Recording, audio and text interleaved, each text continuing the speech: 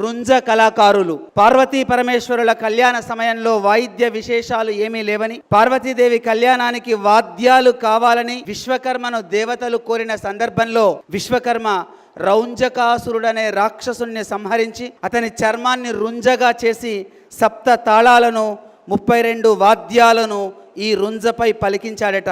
ఈ రుంజ వాద్యంతోటే పార్వతీదేవి కళ్యాణం అంగరంగ వైభవంగా దేవతలందరూ కలిసి చేశారని విశ్వకర్మ పురాణ ఐతిహ్యం. రుంజను వాయిస్తూ విశ్వకర్మ పురాణాన్ని వీరబ్రహ్మేంద్ర స్వామి కథను చెబుతూ ఉంటారు. విశ్వబ్రాహ్మణ కులాలను ఆశ్రయించే రుంజలు పనసలు, అందున కోమటి పనసలు ఒక విభాగం. ఈ కోమటి పనసలైతే వాయిద్యం లేకుండానే తమ కళను ప్రదర్శిస్తారు. గ్రామానికి వెళ్లి ఊరిలో ఉన్నటువంటి విశ్వబ్రాహ్మణులను ఒక చోట ప్రోగు చేసి ఒక కథ చెప్పడం, విశ్వబ్రాహ్మణుల వంశ గమనాన్ని వివరించడం, పంచబ్రహ్మల జన్మ ప్రకారాలను వివరిస్తారు.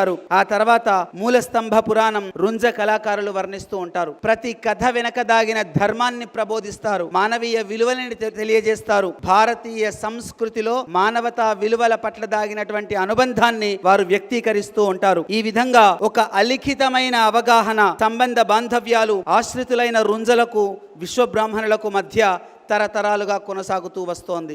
భారతీయ సంస్కృతిని భావి తరాలకు అందించే ప్రయత్నంలో భాగంగా సాంస్కృతిక వారధులుగా ఈ రుంజలు మనకు కనిపిస్తారు.